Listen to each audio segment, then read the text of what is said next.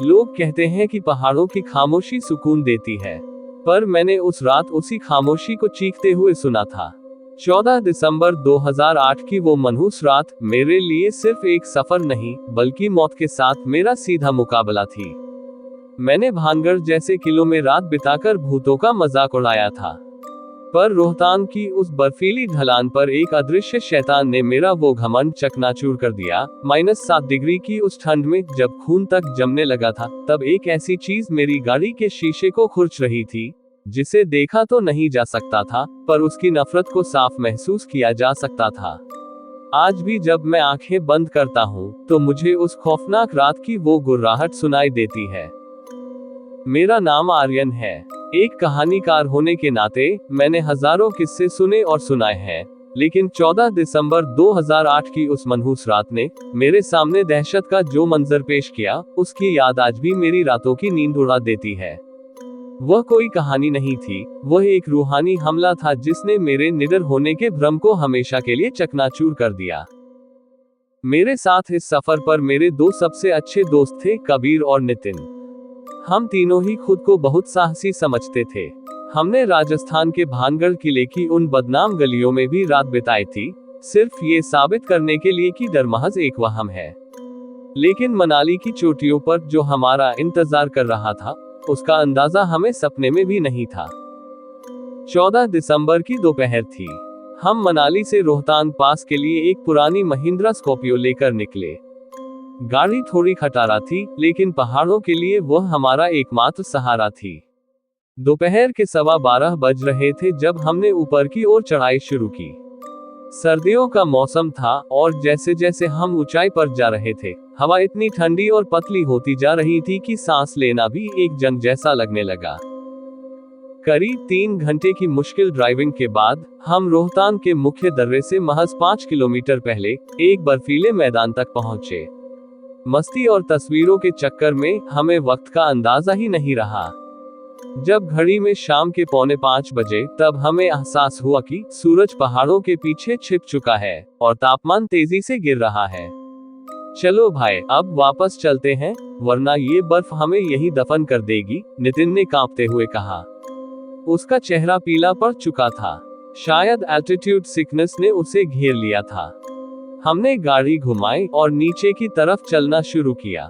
अभी हम गुलाबा से करीब 8 किलोमीटर दूर एक सुनसान मोड़ पर ही पहुंचे थे कि अचानक एक जोरदार आवाज हुई और गाड़ी एक तरफ झुक गई। हमारा अगला टायर फट चुका था। किस्मत देखिए, जब हमने स्टेपनी निकाली तो वह भी पूरी तरह खाली थी, जबकि सफर शुरू करने से पहले मैंने खुद उसमें हवा चेक की थी। सन्नाटा इतना गहरा था कि हमारे दिल की धड़कनें साफ सुनाई दे रही थी। वहां दूर दूर तक कोई रोशनी नहीं थी, सिर्फ बर्फ की सफेदी और चीड़ के पेड़ों के डरावने काले साए। तापमान अब -7 डिग्री तक गिर चुका था। नितिन की हालत बिगड़ रही थी, उसे तेज सिरदर्द और चक्कर आ रहे थे। तभी किस्मत से एक आखिरी टैक्सी नीचे की ओर जाती दिखी। हमने उसे हाथ दिया। मैंने कबीर से कहा, कबीर, तू नितिन को लेकर इस टैक्सी में नीचे जा। टायर साथ ले जाओ और मनाली से मैकेनिक लेकर आओ। मैं गाड़ी के साथ यहीं रुकता हूँ। ये गाड़ी उधार की है, इसे यहाँ अकेला छोड़ना ठीक नहीं होगा। अकेले रह लोगे आर्यन? यहाँ का माहौल कुछ अजीब सा लग रहा है, कबीर ने फिक्रमंद होते हुए आसपास के अंधेरे को निहारा। मैंने जबरदस्ती की मुस्कान के साथ जवाब दिया, अरे मैं ठीक हूँ, गाड़ी लॉक कर लूंगा। इतनी ऊंचाई पर कोई इंसान तो आने से रहा, और भूतों से मेरी पुरानी दोस्ती है। शाम के 6 बज चुके थे। उनके जाने के बाद मैंने गाड़ी के आगे और पीछे रिफ्लेक्टर लगाए और पिछली सीट पर जाकर दुबक गया। बाहर बर्फीली हवाएं अब किसी भूखी रूह की तरह चीखने लगी थी। थकान और ऑक्सीजन की कमी की वजह से मेरी आंख लग गई। रात के करीब 8 बजे अचानक मेरी नींद एक अजीब सी आवाज से खुली, जैसे कोई चीज खिड़की के शीशे पर अपने नुकीले नाखून रगड़ रही हो। मैंने घबराकर खिड़की की तरफ देखा, लेकिन शीशे पर भारी धुंध जमी हुई थी। मुझे लगा शायद तेज हवा की वजह से बर्फ जम रही है। मैं फिर से आंखें मूंदने की कोशिश करने लगा। तभी सामने वाले विंडस्क्रीन पर कुछ ऐसा हुआ कि मेरा शरीर सुन्न पड़ गया। अचानक विंडस्क्रीन का एक बड़ा हिस्सा साफ हुआ, जैसे किसी ने बाहर से एक बड़ा हाथ फेरा हो, और फिर उतनी ही तेजी से वहां दोबारा धुंध जम गई। इसके साथ ही एक भारी और खुरदुरी आवाज आई, जैसे कोई बहुत पास खड़ा होकर गर्म और तेज सांस ले रहा हो। कौन है बाहर? मैं चिल्लाया, लेकिन जवाब में सिर्फ हवा की साया मिली। अगले ही पल ड्राइवर वाली खिड़की पर वही हरकत हुई। पहले धुंध जमी, फिर साफ हुई, और फिर अचानक वहां एक गहरी गुर्राहट सुनाई दी। वह आवाज किसी इंसान की नहीं थी, वह भारी थी, और उसमें एक ऐसी नफरत थी जो रूह को कंपा दे। मैंने हिम्मत जुटाकर शीशा पोंछा और बाहर झांका। बाहर कोई नहीं था, सिर्फ मील तक फैली सफेद बर्फ और मौत जैसा सन्नाटा। तभी आवाज इंजन की तरफ से आई। मुझे लगा शायद कोई जानवर होगा। जैसे ही मैंने दरवाजा खोलने के लिए हैंडल पर हाथ रखा, ठीक उसी शीशे पर जहां मेरा चेहरा था, बाहर से एक अदृश्य दबाव महसूस हुआ। पूरी खिड़की अचानक सफेद धुंध से ढक गई, और वह धुंध अब धीरे धीरे शीशे के अंदर की तरफ रिसने लगी थी। मेरा जिस्म पसीने से भीग गया, जबकि बाहर कड़ाके की ठंड थी। यह कोई कुदरती घटना नहीं थी। वह चीज जो भी थी, मुझे देख रही थी। वह जानती थी कि मैं अंदर अकेला और बेबस हूँ। मैंने दहशत में आकर अपनी पूरी ताकत से शीशे पर मुक्का मारा और जोर से चिल्लाया। मेरे चिल्लाते ही एक पल के लिए सब कुछ थम गया, लेकिन वह सिर्फ तूफान से पहले की खामोशी थी। अब वह गुर्राहट और तेज हो गई। ऐसा लग रहा था जैसे कोई शिकारी गाड़ी के चारों ओर पागलों की तरह चक्कर काट रहा हो। खुरचने की आवाज अब पूरी गाड़ी से एक साथ आने लगी थी। तभी पूरी स्कॉर्पियो एक जोरदार झटके के साथ हिली, जैसे किसी भारी भरकम शक्ति ने उसे पीछे से टक्कर मारी हो। मैं बीच वाली सीट पर सिमट गया। बाहर से आने वाली आवाजें अब एक पागलपन की हद तक बढ़ चुकी थी। गाड़ी की छत पर कुछ बहुत भारी गिरा। मेरी सांसें गले में अटक गई थी। खिड़कियों की धुंध अब काली पड़ने लगी थी, और मुझे ऐसा महसूस होने लगा कि उन शीशों के पीछे कोई भयानक साया खड़ा है, जो बस मेरा गला घोटने का इंतजार कर रहा है। रात के 9 बज रहे थे। अभी 3 घंटे और बाकी थे, और मुझे नहीं पता था कि मैं अगली सुबह का सूरज देख पाऊंगा या नहीं। रात के 9:30 बज चुके थे। स्कॉर्पियो के अंदर की हवा अब बर्फ की तरह जम चुकी थी, लेकिन डर के मारे मेरे माथे से पसीना टपक रहा था। गाड़ी की छत पर हुए उस जोरदार धमाके के बाद सन्नाटा छा गया था, पर वह सन्नाटा और भी डरावना था। मुझे ऐसा महसूस हो रहा था जैसे छत पर बैठा वह जीव मेरी हर हरकत पर नजर रख रहा है।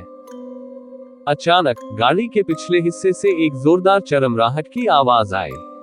ऐसा लगा जैसे कोई विशालकाय हाथ गाड़ी के लोहे को कागज की तरह मरोड़ना चाह रहा हो। मैं अपनी जगह से हिल भी नहीं पा रहा था। तभी ड्राइवर वाली खिड़की पर फिर से वही धुंध उभरी, लेकिन इस बार वह धुंध अकेली नहीं थी। उस सफेद धुंध के बीच मुझे 5 लंबी उंगलियों के निशान दिखाई दिए। वे उंगलियां किसी इंसान की तुलना में 2 गुनी बड़ी थीं, और उनके नाखून शीशे को खुरच रहे थे। चले जाओ यहाँ से, जो कोई भी हो, मुझे अकेला छोड़ दो, मैं पागलों की तरह चिल्लाया। मेरी आवाज ठंड और डर की वजह से फटने लगी थी। जवाब में एक ऐसी भयानक चीख गूंजी जिसने पहाड़ों की खामोशी को चीर दिया। वह आवाज न तो किसी जानवर की थी और न ही इंसान की। वह किसी गहरी खाई से निकली हुई पुरानी और प्यासी रूह की पुकार थी। चीख के खत्म होते ही पूरी गाड़ी जोर जोर से हिलने लगी। ऐसा लग रहा था जैसे कोई बाहर से गाड़ी को पलटना चाहता हो। मैं पिछली सीट से उछलकर नीचे फर्श पर गिर गया। डर के मारे मैंने अपनी आंखें बंद कर ली और उन सभी प्रार्थनाओं को याद करने लगा जो बचपन में सुनी थी।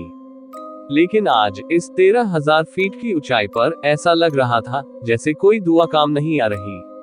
तभी मैंने गौर किया कि गाड़ी की खिड़कियों पर जमी वह धुंध अब सिर्फ बाहर नहीं थी, वह शीशों के भीतर से पैदा हो रही थी। शीशे चटकने लगे थे, बारीक दरारें मकड़ी के जाले की तरह पूरे विंडस्क्रीन पर फैल रही थी। मुझे एहसास हुआ कि अगर मैंने कुछ नहीं किया तो अगले कुछ मिनटों में ये शीशे टूट जाएंगे और वह चीज अंदर होगी। मैंने अपनी हिम्मत बटोरी और अपनी जैकेट की जेब से एक छोटा सा टॉर्च निकाला। जैसे ही मैंने टॉर्च जलाकर बाहर की ओर रोशनी फेंकी, मुझे जो दिखा उसने मेरा दिल लगभग रोक ही दिया। रोशनी के घेरे में कोई शरीर नहीं था, लेकिन हवा में तैरते हुए बर्फ के कण एक आकृति बना रहे थे। एक धुंधला विशाल साया, जिसकी आंखें नहीं थी, पर जिसकी मौजूदगी से मौत की महक आ रही थी। रोशनी पड़ते ही वह साया और भी उग्र हो गया। अब प्रहार और भी तेज हो गए। गाड़ी के चारों दरवाजों पर एक साथ वार हो रहे थे। मैं बीच वाली सीट पर खड़ा हो गया और पागलों की तरह अपने दोनों हाथों से शीशों को पीटने लगा। नहीं, तुम अंदर नहीं आ सकते, मैं चिल्ला रहा था और अपने हाथ लहूलुहान कर चुका था। अजीब बात यह थी कि जैसे ही मैं शीशे पर मुक्का मारता, वह अदृश्य ताकत एक पल के लिए पीछे हट जाती, जैसे उसे मेरे स्पर्श या मेरी आवाज के शोर से चिढ़ हो। इसी जद्दोजहद में रात के 11 बज गए। मेरी आवाज अब पूरी तरह बैठ चुकी थी। गले से सिर्फ एक खिंचाव भरी आवाज निकल रही थी। मेरे हाथ नीले पड़ चुके थे और उंगलियों के पोरों से खून रिसकर सीट पर गिर रहा था। हर बीतता मिनट एक साल जैसा लग रहा था। ठंड अब जानलेवा हो चुकी थी। मुझे नींद आने लगी थी, वह खतरनाक नींद जो हाइपोथर्मिया के दौरान आती है। मुझे पता था कि अगर मैंने आंखें बंद की तो मैं फिर कभी नहीं जागूंगा।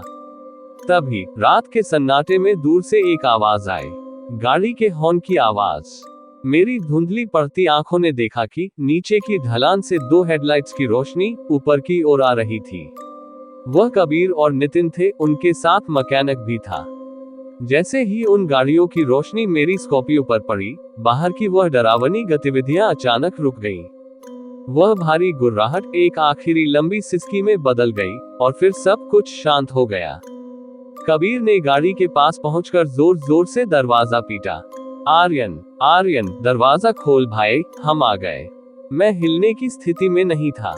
मैंने बड़ी मुश्किल से अपना हाथ बढ़ाया और लॉक खोला। जैसे ही दरवाजा खुला, मैं कबीर की बाहों में गिर गया। मेरा शरीर बर्फ की तरह ठंडा था और मैं बोल नहीं पा रहा था। यह क्या हालत बना रखी है? और ये शीशे, ये कैसे चटक गए?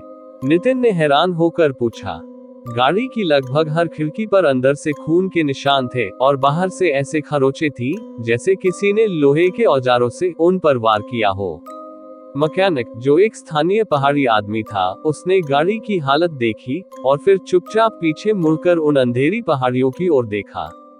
उसके चेहरे पर खौफ साफ था। उसने बिना कुछ कहे जल्दी जल्दी टायर बदला और बोला, जल्दी बैठो, यहाँ से अभी निकलना होगा। रात बहुत गहरी हो गई है। वापसी के पूरे रास्ते में मैं एक शब्द नहीं बोला। मनाली पहुंचकर मुझे अस्पताल ले जाया गया, जहां मेरा इलाज हुआ। डॉक्टरों का कहना था कि मैं सदमे में हूं और अत्यधिक ठंड की वजह से मेरा शरीर सुन्न पड़ गया है।